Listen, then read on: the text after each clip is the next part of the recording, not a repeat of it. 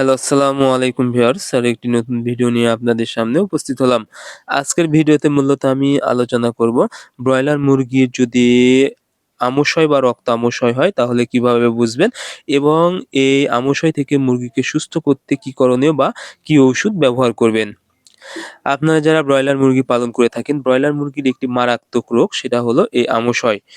আমাশয় হলে কিন্তু মুরগি একদম ঝিম মেরে যায়, খাবার কমিয়ে দেয় এবং মুরগি কিন্তু একসময় মারা যেতে থাকে এবং মুরগি যেহেতু কম খায় সেক্ষেত্রে মুরগির কিন্তু ওজন কমতে থাকে। এতে করে কিন্তু আপনারা অনেকটাই আর্থিকভাবে ক্ষতিগ্রস্ত হয়ে যাবেন।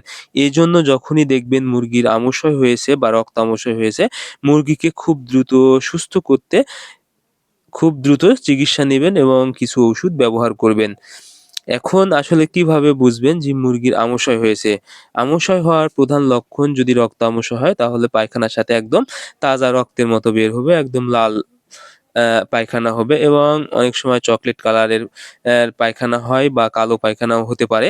সেক্ষেত্রে আপনাদের মুরগি আবার আরেকটি বিষয় সেটা হলো মুরগি ঝিম মারবে, পাখনা ঝুলে যাবে এবং হালকা ঝিম মেরে থাকবে। এরকম যদি লক্ষণ বুঝতে পারেন তাহলে বুঝতে হবে রক্ত আমাশয় হয়েছে এবং অনেক সময় কিন্তু রক্ত ছাড়াও কিন্তু আমাশয় হয়ে থাকে। সেক্ষেত্রে দেখা যাবে সাদা একদম চুনের মতো পায়খানা করবে কিন্তু অনেক গাঢ় হবে। এরকম যখনই লক্ষণ দেখবেন তখন বুঝতে হবে যে আমাশয় হয়েছে মুরগির। এখন ওষুধ হিসেবে আপনারা কি ব্যবহার করবেন? যদি আপনাদের অল্প সংখ্যক মুরগি হয় বা শুধু আমাশয় হয় সেক্ষেত্রে অ্যামপ্রোল ইপি ব্যবহার করবেন। ১ গ্রাম ১ লিটার পানিতে ৩ বেলা এবং ৩ দিন সাথে সিপ্রোফ্লক্স। সিপ্রোফ্লক্স ১ মিলি ১ লিটার পানিতে।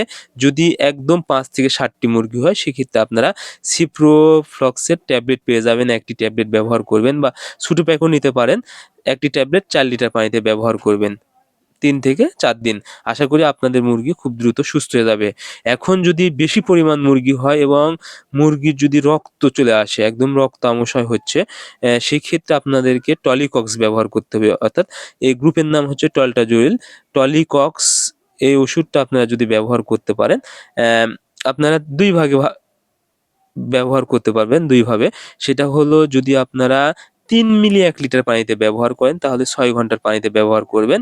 সাথে শুধু আপনারা টলিকক্স ব্যবহার করবেন ৩ মিলি ১ লিটার পানিতে। অর্থাৎ ৩ মিলি ওষুধ ১ লিটার পানিতে টানা ৬ ঘন্টা এবং বাদবাকি যে সময় থাকবে শুধু সিপ্রোফ্লক্স ব্যবহার করবেন ১ মিলি ১ লিটার পানিতে। আর যদি আপনারা এভাবে ব্যবহার করেন, টলিকক্স যদি ব্যবহার করেন ১ মিলি ১ লিটার পানিতে তাহলে ২৪ ঘন্টা, সাথে সিপ্রোফ্লক্স ১ মিলি ১ লিটার পানিতে ২৪ ঘন্টা।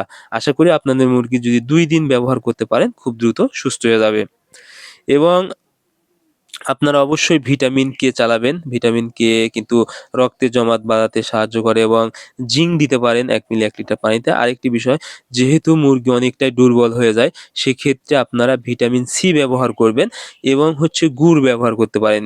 আখের গুড় ২০ গ্রাম ১ লিটার পানিতে যদি ব্যবহার করেন তাহলে কিন্তু মুরগি খুব দ্রুত সুস্থ হয়ে যাবে।